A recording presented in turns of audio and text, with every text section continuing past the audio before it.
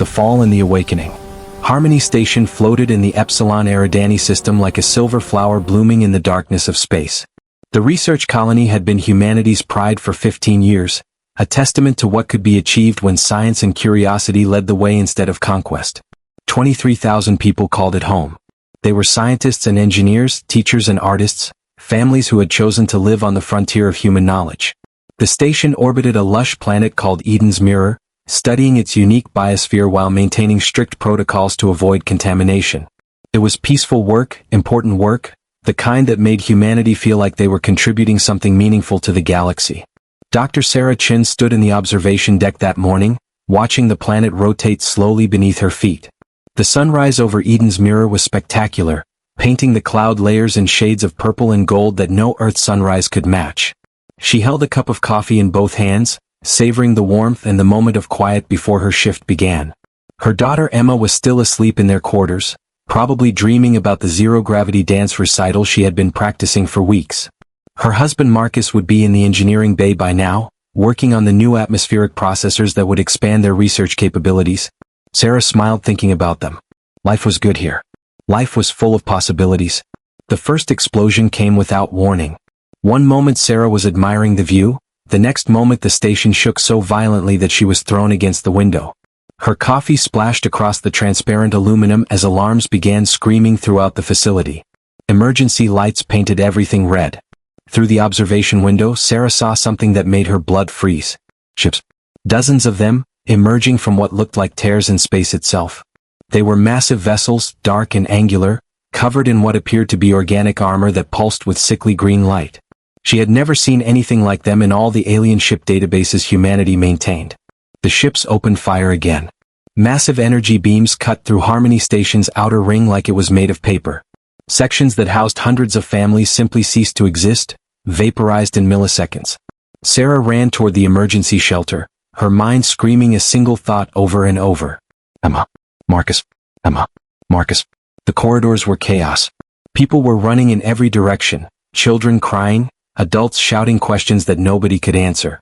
Another explosion rocked the station and Sarah was thrown into a wall hard enough to crack her ribs. Pain shot through her chest but she forced herself to keep moving. The residential quarter was 3 levels down. If she could just reach them, if she could just get to her family, they could make it to the escape pods together. She never made it. The aliens boarded the station through breaches torn in the hull. Sarah saw them for the first time as she rounded a corner toward the residential lifts. They were tall, nearly 8 feet high, with 4 arms ending in claws that looked sharp enough to cut steel. Their heads were insectoid, with multiple eyes that glowed the same sick green as their ships. The Krell, humanity would later learn they were called. The Krell Dominion, a species that had conquered 17 other civilizations and saw humans as nothing more than another resource to be harvested. But Sarah knew none of that in the moment. She only knew that these creatures were hunting her people like animals. A Krell warrior grabbed a young man trying to protect his pregnant wife. The alien lifted him with 2 arms and tore him apart with the other 2. The wife's screams were cut short by an energy blast that left nothing but ash. Sarah backed away slowly, trying not to make any sound, trying not to draw attention. She had to survive. She had to reach Emma and Marcus. But the Krell had sensors more advanced than human technology. One of them turned its head toward her hiding spot and clicked its mandibles in what might have been laughter. Sarah ran. She ran faster than she had ever run in her life, but it was not fast enough. The Krell caught her within seconds. She felt claws pierce her back, felt herself being lifted off the ground. The pain was beyond anything she had imagined possible. In the engineering bay, Marcus Chin heard his wife's final scream through the station's communication system before it went dead. He had been trying to activate the station's self-destruct sequence, hoping to at least take some of the alien ships with them when Harmony died. His hands stopped moving on the console. Sarah. His brilliant, beautiful Sarah, who had convinced him to join this mission, who had believed so strongly that humanity's future was among the stars. The Krell were in the bay now. He could hear them tearing through the sealed doors. Marcus looked at the sequence he had been entering. It was incomplete, but if he could just finish it, if he could just buy enough time for some of the escape pods to launch. He worked frantically, ignoring the sounds of metal being shredded behind him. The door fell. Marcus hit the final command and turned to face the aliens. He died with his wife's name on his lips.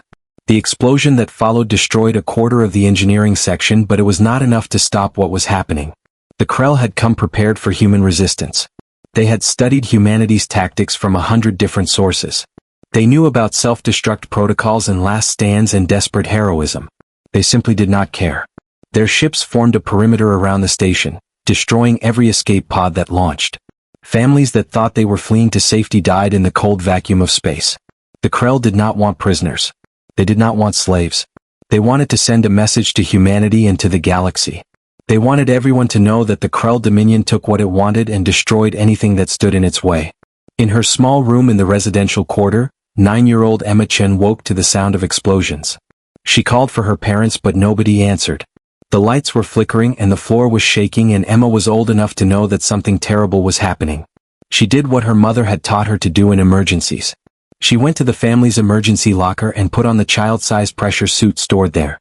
She activated the personal beacon that would help rescue teams find her. She crawled under her bed and made herself as small as possible and waited for her parents to come get her.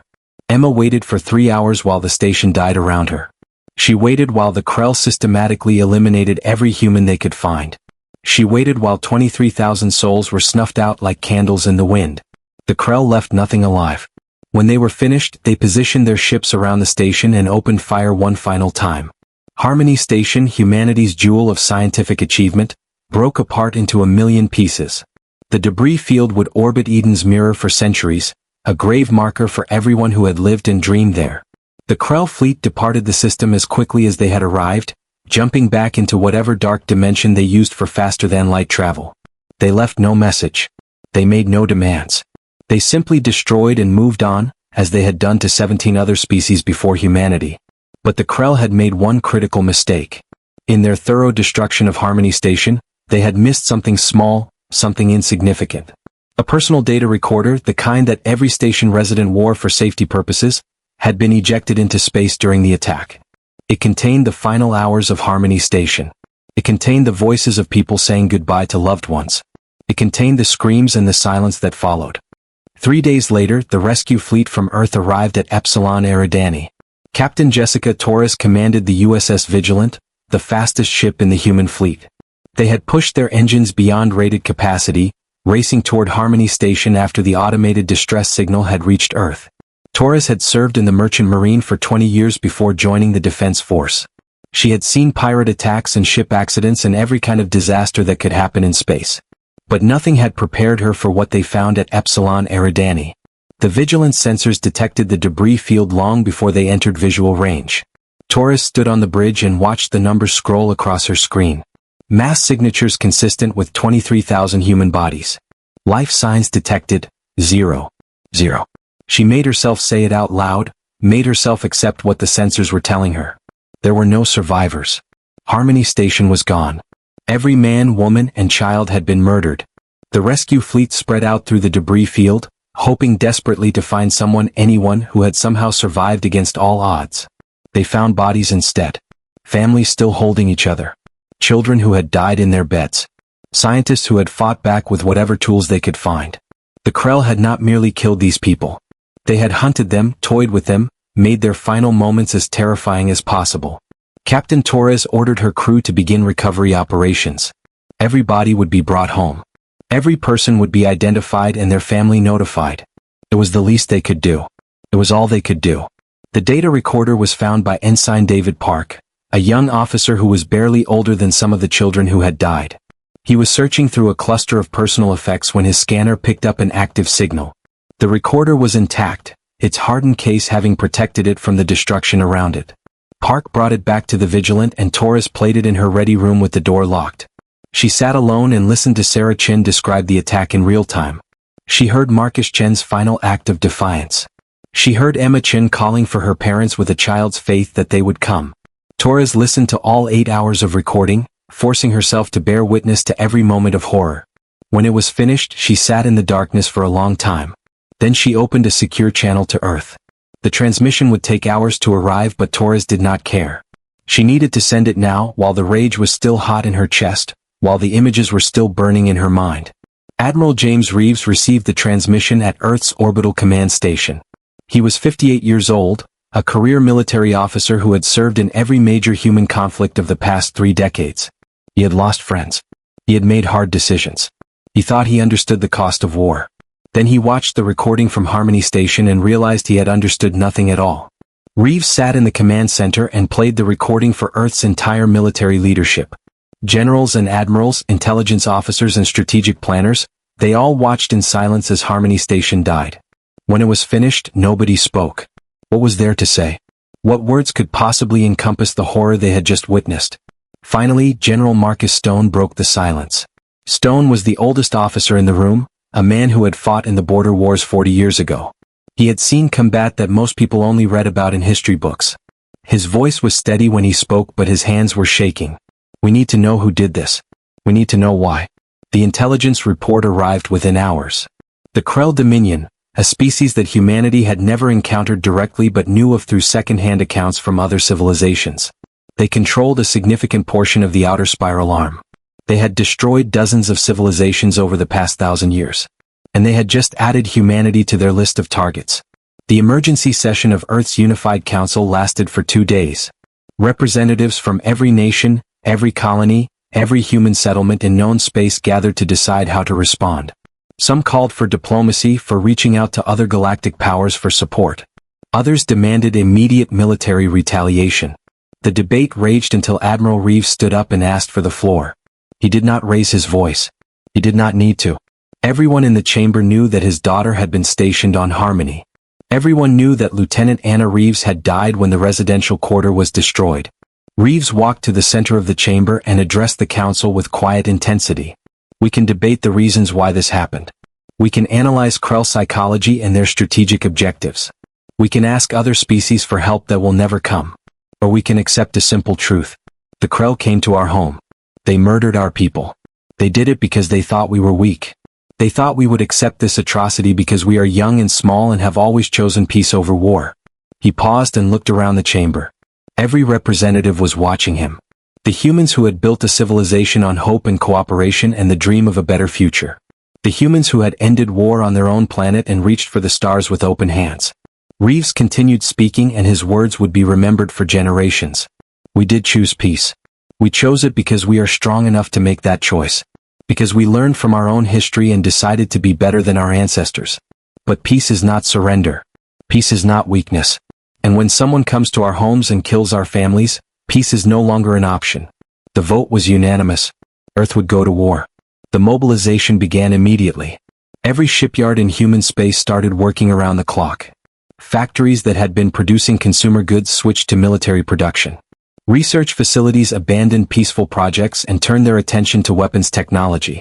Humanity had not fought a full-scale war in 70 years, but the knowledge was still there, buried in classified databases and the memories of old soldiers. That knowledge came flooding back now, enhanced by decades of technological advancement. Admiral Reeves was given command of the entire military operation. He assembled his staff carefully, choosing officers who understood what they were fighting for. Captain Torres was promoted to Commodore and given command of the advance fleet. General Stone came out of retirement to oversee ground force training. They worked 18-hour days, planning and preparing and making sure that when humanity struck back, the blow would be devastating. The message went out to every human colony, every ship, every person who could hear it. Admiral Reeves himself delivered it, standing before cameras that broadcast his words across light years of space. Citizens of humanity, we have suffered a terrible loss. Harmony Station is gone. 23,000 of our brothers and sisters, our parents and children, were murdered by the Krell Dominion. They attacked us without warning. They showed no mercy. They left no survivors. The Krell believe this makes them strong. They believe this makes them powerful. They believe we will accept what they have done and retreat into fear. His voice hardened. They are wrong. We did not ask for this war, but we will finish it. We will show the Krell and every other species watching that humanity's kindness is a choice we make, not a weakness they can exploit. We will show them that the same species that builds hospitals and schools can also build weapons. We will show them why our ancestors conquered their own world before they ever looked to the stars. Reeves leaned closer to the camera. To the Krell Dominion I say this. You wanted to send a message. You wanted the galaxy to fear you. Instead, you have awakened something that you do not understand. You have reminded humanity why we learned to be peaceful in the first place. Because when we fight, we do not stop until our enemy cannot fight back. You killed our people at Harmony Station. We will remember every single name. And we are coming. The transmission ended. Across human space, Millions of people watched it in silence. Some wept for the lost. Some felt their hearts harden with determination. All of them understood that something fundamental had changed. Humanity had been pushed to the edge, and instead of falling, they had turned around to face the darkness. The galaxy was about to learn what humans became when everything was taken from them. The storm was gathering, and it would show no mercy. The reckoning and the lesson. The Krell High Command received humanity's declaration of war with what could only be described as amusement. Supreme Commander Vartok watched the transmission from Admiral Reeves 3 times, his mandibles clicking in the Krell equivalent of laughter. He sat in his war chamber surrounded by his most trusted generals, all of them veterans of countless campaigns against species far more advanced than these primitive humans. They had conquered the Zelthani, who possessed energy shields that could withstand nuclear strikes. They had crushed the Mordari, whose ships outnumbered the Krell 3-1. And now these young, foolish humans thought they could challenge the Dominion with their handful of colonies and outdated technology. Vartok found it almost endearing in its stupidity. He gave the order to fortify the border worlds and prepared to swat aside whatever pathetic retaliation force the humans could muster. It would be over in weeks, he told his generals. Perhaps months if the humans proved particularly stubborn. After all, they only had 50 warships according to Krell intelligence. The Dominion had thousands. What Vartok did not know, what no alien species in the galaxy truly understood, was that humanity had been preparing for this possibility since the day they left Earth. Every human child learned about the world wars, the conflicts that had nearly destroyed their civilization. They learned about atomic weapons and chemical warfare and all the terrible innovations that humans had created to kill each other. They learned these lessons not to glorify war but to remember the cost of it, to ensure they never made those mistakes again. But remembering and forgetting were not the same thing. Humanity had not forgotten how to fight. They had simply chosen not to. Until now.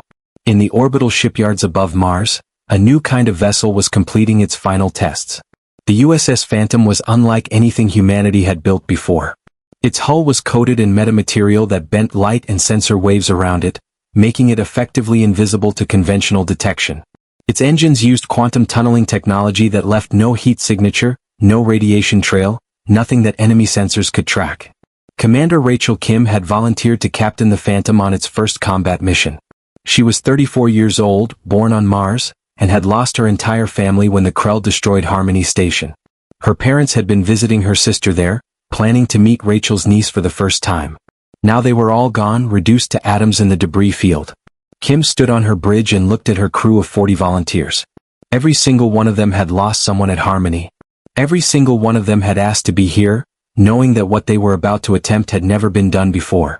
The Phantom's mission was simple in concept and terrifying in execution. They would penetrate deep into Krell space, completely undetected, and strike at the heart of the enemy's military infrastructure. Admiral Reeves himself had briefed Kim before departure. You will have no support and no backup. Something goes wrong, we cannot come for you.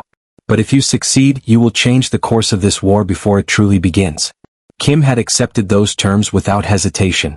The Phantom slipped through Krell space like a ghost through walls. They passed patrol fleets that never knew a human ship was mere kilometers away. They drifted past sensor stations that registered nothing but empty space. Commander Kim and her crew spent 3 weeks traveling deeper into enemy territory than any human had ever gone, watching and learning and preparing. They cataloged Krell ship movements, identified supply routes, and located the primary military shipyard that produced 70% of the Dominion's warships. The shipyard orbited the Krell homeworld itself, a massive construction complex that stretched for hundreds of kilometers. It had taken the Krell 2 centuries to build, and it was considered absolutely impregnable. 16 defensive platforms surrounded it, each one carrying enough firepower to destroy a small fleet. Thousands of workers labored there every day, building the ships that would carry Krell warriors to new conquests. Kim studied it for 2 full days, noting patrol patterns and shift changes and the tiny vulnerabilities that every complex system inevitably possessed. Operation Ghost Protocol began at 0300 station time when most of the shipyard workers were asleep. The Phantom moved into position, still completely invisible to every sensor the Krell possessed. Kim had explained the plan to her crew with brutal honesty. They would fire every weapon they had in a span of 90 seconds. Then they would run, pushing their engines to maximum and hoping the stealth technology held long enough to escape. If it failed, if they were detected, the entire Krell home fleet would fall on them like an avalanche. There would be no surrender and no survival. Her crew had voted unanimously to proceed. The Phantom's weapons were specifically designed for this mission. Instead of traditional missiles or energy weapons, they carried kinetic impactors, simple tungsten rods accelerated to incredible velocities. Physics would do the rest. When metal traveling at relativistic speeds hit a target, the kinetic energy released was comparable to nuclear weapons. The explosions would be clean, no radiation, just pure destructive force. Kim gave the order and the Phantom's launch tubes opened silently in the vacuum of space. 200 impactors streaked toward the shipyard at velocities that made them nearly impossible to track. The first one hit a defensive platform before the Krell even knew they were under attack. The platform simply ceased to exist, torn apart at the molecular level by the impact. The second and third strikes hit the shipyard's main reactor complex. The fusion reactors that powered the entire facility went critical in a chain reaction that lit up the night sky of the Krell homeworld. Billions of Krell civilians looked up to see their pride and joy, their symbol of military dominance, burning like a second sun. The remaining impactors systematically destroyed every major structure in the complex. Construction bays that held half-finished warships collapsed in on themselves. Dry docks where mighty Krell battleships were being refitted shattered like glass. Material storage facilities exploded as volatile compounds ignited in the chaos. In 90 seconds, 2 centuries of work was reduced to twisted metal and cooling plasma. The Phantom vanished back into the darkness before a single Krell fighter could scramble to respond. Commander Kim allowed herself a small smile as her ship raced away at maximum speed. "That was for Harmony," she whispered. The destruction of the primary shipyard sent shockwaves through the Krell Dominion that went far beyond the physical damage. Supreme Commander Vartok stood in his command center and watched the recordings of the attack over and over, trying to understand what had happened. The humans had struck at the homeworld itself, at a target that should have been impossible to reach, and they had done it without warning or detection. Oh. His intelligence officers had no answers. His sensor technicians insisted their equipment had functioned perfectly. There had been no ships, no weapons signatures, nothing on any scanner until the impactors were already hitting their targets. It was as if the humans had learned to make themselves invisible, to move through Krell space like phantoms. Vartok felt something he had not experienced in decades of warfare. He felt afraid. If the humans could strike at the homeworld, nowhere in the Dominion was safe. He immediately ordered all fleet elements to return to defensive positions. The grand offensive he had been planning against human colonies was cancelled. Every ship was needed to protect Krell worlds from an enemy that could appear anywhere without warning. But Admiral Reeves had no intention of attacking Krell worlds. Not yet. He had studied human history carefully, learned the lessons that his ancestors had paid for in blood. Wars were not won by killing civilians. Wars were won by destroying an enemy's ability to fight and breaking their will to continue. The Phantom had accomplished the first objective spectacularly. Now it was time for the second phase. Humanity's main fleet, 50 warships that the Krell had dismissed as insignificant, began their advance. But they did not advance in a single massive formation that could be detected and countered. They split into 20 wolf packs, each one containing 2 or 3 ships that operated with complete independence. Admiral Reeves had given each Wolfpack commander the same orders. Strike at military targets only. No civilian casualties unless absolutely unavoidable. Show them that we are better than they are. Show them that we have rules even in war. And most importantly, show them that we cannot be stopped. Commodore Jessica Torres led Wolfpack Alpha, consisting of the USS Vigilant and 2 escort destroyers. Her target was a Krell supply depot in the Kareth system that fed military operations across an entire sector. Torres brought her small fleet out of faster-than-light travel at the edge of the system and immediately deployed reconnaissance drones. The drones were another human innovation, small autonomous craft that could gather intelligence without risking crew lives. They mapped the entire depot layout, identified weapon emplacements and shield generators, and transmitted everything back to Torres within 6 hours. She studied the data carefully, looking for the approach that would accomplish their mission with minimal casualties on both sides. Yes, even Krell casualties. Torres had listened to the recording from Harmony Station. She had heard the screams and the terror. Part of her wanted to make the Krell feel that same fear, to show them what it was like to die helplessly while monsters tore through your home. But she was a soldier, not a monster. She would follow her orders and trust that Admiral Reeves knew what he was doing. The attack began at dawn local time. The Vigilant and her escorts came in fast and low, using the depot's own satellites as cover until they were too close for the defense systems to track properly. Torres had timed it perfectly. The depot's garrison was changing shifts and the defensive grid was running on minimal staff. The human ships opened fire with surgical precision. Guided missiles took out shield generators in coordinated strikes. Railgun rounds destroyed weapon emplacements before they could return fire. In 8 minutes, the depot's defenses were completely neutralized. Then Torres did something that made her crew stare at her in disbelief. She opened a communication channel to the depot commander. Commander of Kareth Depot, this is Commodore Torres of the United Earth Navy. Your defenses are destroyed and you cannot win this fight. I am offering you one chance to evacuate all personnel. You have 30 minutes. There was a long silence. Then the Krell commander's voice came through, harsh and guttural. Why would you offer mercy? Your kind died screaming at Harmony Station. Torres felt her jaw clench but kept her voice steady. Because we are not you. Because we still believe there are rules even in war. Because every being under your command who dies today is one more reason this war will never end. 30 minutes. Use them wisely. She closed the channel and waited. Her tactical officer looked at her with concern. Commodore, they could use that time to call for reinforcements. Torres nodded. They could. But they won't. Watch. The depot's emergency evacuation alarms began blaring 8 minutes later. Torres watched on her screens as Krell personnel streamed toward transport ships and escape pods. Soldiers and civilians, warriors and workers, all of them running for their lives. She could have destroyed them easily. Could have ended thousands of Krell lives with a single order. Instead, she waited until the last transport cleared the depot's perimeter. Then and only then did she give the order to fire. The Vigilance main weapons reduced the supply depot to molten slag. Warehouses full of ammunition exploded in chain reactions that could be seen from orbit. Fuel storage tanks sent pillars of fire kilometers into the atmosphere. But every Krell who had been stationed there was alive, floating in space in their transports, watching human ships destroy years of work without killing a single person. Torres sent one final message to the Krell commander. Tell your leaders what happened here today. Tell them that humans came with the power to kill everyone and chose not to. Tell them that mercy is not weakness. It is strength that you will never understand. Then Wolfpack Alpha vanished into faster-than-light travel before any response could arrive. The same scene played out across Krell space over the following months. Human Wolfpacks struck at military targets with devastating efficiency. Supply convoys disappeared without a trace. Communication relays went silent. Fuel depots burned. And every single time, the humans offered evacuation before destroying their targets.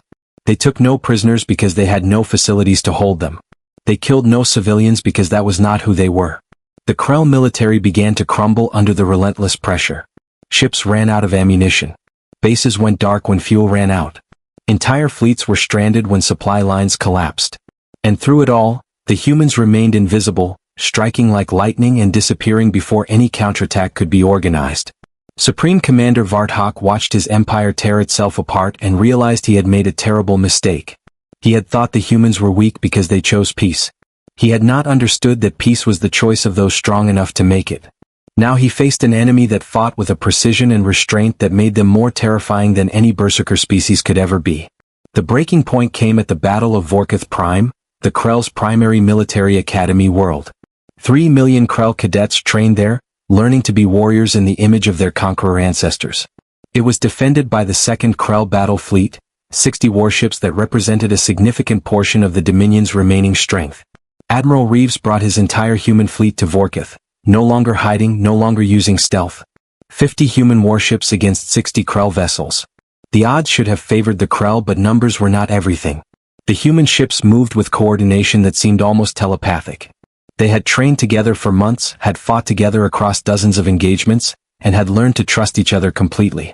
The Krell fleet fought bravely, but they were facing an enemy that had studied warfare with the same intensity they once used to end it on their own world. Human weapons found weak points in Krell shields. Human tactics exploited every mistake the enemy made.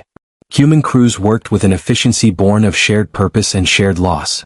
The Battle of Vorkith Prime lasted 4 hours. When it was over, the Krell Second Fleet had been destroyed to the last ship. Admiral Reeves stood on the bridge of his flagship and looked down at Vorkith Prime. 3 million Krell cadets were on that world. 3 million young warriors in training, the next generation that would carry on the Dominion's legacy of conquest. He could destroy them all. Could rain fire from orbit until nothing lived on the surface. Could make the Krell feel even a fraction of the pain they had inflicted on Harmony Station. His finger hovered over the firing control. Then he thought about Sarah Chen trying to reach her daughter while the station burned. He thought about Marcus Chin dying to buy others time to escape. He thought about little Emma Chin waiting for parents who would never come. And he thought about what all of those people would want him to do in this moment. Would they want him to become the monster? Or would they want him to prove that humanity was better? Reeves lowered his hand. Open a channel to the Academy Commandant. The Krell Commandant appeared on screen, mandibles rigid with defiance. He expected death and was prepared to die with honor. Instead, Reeves spoke with quiet intensity. Commandant, I want you to understand something. My daughter died at Harmony Station. She was 26 years old and she was going to be a doctor. She wanted to save lives. Your species took that future away from her and from 23,000 others. He paused, making sure the Krell was listening. I have the power right now to end 3 million lives. To make your world burn the way Harmony burned. To show you exactly what pain feels like. And I am choosing not to. Not because I forgive what you did. Not because the debt is paid. But because those 23,000 people lived for something better than revenge. They lived to build and explore and learn. If I destroy your cadets, I destroy what they died for. The Commandant said nothing, his alien face unreadable. Reeves continued. You will broadcast what I am about to say to every world in your dominion. You will make sure every Krell hears it and understands it. The recording began. People of the Krell Dominion, I am Admiral James Reeves of humanity. Your leaders attacked our colony at Harmony Station. They murdered innocent people without provocation or mercy. They did this because they believed we were weak. Reeves' voice hardened. We have spent the last 6 months proving them wrong. We destroyed your primary shipyard. We cut your supply lines. We defeated your fleets. We did this with a fraction of your numbers because we fight for something you cannot understand. We fight for each other. For the people we lost. For the future they will never see. But we are not like you. We did not come to your worlds to slaughter civilians. We did not hunt your children for sport. We gave you every chance to evacuate before we struck. We showed mercy even when you showed us none. He leaned closer to the camera. I want you to think about that. Think about the humans you were told were weak and primitive. We came to your capital world and burned your shipyard while you slept. We moved through your empire like ghosts. We defeated fleets that outnumbered us. And now I stand above a world with 3 million of your young, with the power to end them all, and I choose not to. Ask yourselves why. Ask yourselves what kind of species shows restraint in the middle of a war they did not start. Ask yourselves if you want to keep fighting people who are clearly stronger than you thought. The transmission ended. Reeves gave orders to withdraw from Vorkith Prime without firing a single shot at the surface. The human fleet departed, leaving the stunned Krell to contemplate what had just happened. The recording spread through the Dominion like wildfire. Krell citizens saw it and began to question everything their leaders had told them. If the humans were monsters, why did they spare the cadets? If the war was necessary, why had it brought nothing but destruction and defeat? If the Dominion was invincible, why were they losing to a species they had dismissed as insignificant? The internal pressure became too much. Krell colony worlds began declaring independence. Military units refused orders to attack human targets. Citizens demonstrated in the streets, demanding an end to a war their leaders had started and could not win. Supreme Commander Vartok watched his empire collapse from within and finally understood the lesson that humanity had been trying to teach. True strength was not the ability to destroy. True strength was the wisdom to show restraint. True strength was choosing mercy when vengeance would be easier. 3 weeks later, the Krell High Command sent an unconditional surrender to Admiral Reeves. They offered reparations, territory, anything humanity wanted. Reeves read their terms and drafted a response that would define humanity's place in the galaxy for generations to come. The terms were simple. The Krell would dismantle their military down to defensive forces only. They would release every species they had conquered and help them rebuild. They would establish a memorial on their homeworld listing every name from Harmony Station. And they would never forget what happened when they mistook kindness for weakness. The war was over. Humanity had won not through superior numbers or better technology, but through controlled fury and unwavering purpose. They had shown the galaxy that the same species capable of terrible violence was also capable of incredible restraint. Other species watched and learned. They saw that humans would fight fiercely to protect their own but would not become the monsters they fought against. They saw a young civilization that had learned hard lessons and chosen to be better than their worst impulses. Admiral Reeves returned to Earth a hero, but he did not feel like one. He stood at the memorial for Harmony Station, looking at 23,000 names carved in stone. Sarah Chin, Marcus Chin, Emma Chin. His own daughter's name, Anna Reeves. All of them gone. All of them remembered. A young reporter asked him if the victory felt hollow. Reeves thought about that question for a long time before answering. Victory always feels hollow when you count the cost. We won this war, but we lost people we can never replace. The galaxy learned to respect us, but we paid a terrible price for that lesson. He looked up at the stars visible in the evening sky. But we also proved something important. We proved that humans can be pushed to the edge of darkness and still choose the light. We proved that strength and mercy can coexist. We proved that the best of us, the people we lost at Harmony, did not die in vain because we honored their memory by staying true to who we are. The memorial stood as a reminder of both the cost of war and the strength of restraint. Humanity had shown the galaxy what vengeance truly meant. Not mindless destruction but purposeful justice. Not becoming the enemy but defeating them while maintaining your principles. The lesson echoed across the stars for generations. When you push humanity, they push back with overwhelming force. But they never forget who they are in the process. And that made them more dangerous than any species that fought without limits. Because humans understood that the real victory was not in destroying your enemy. It was in proving you were better than them.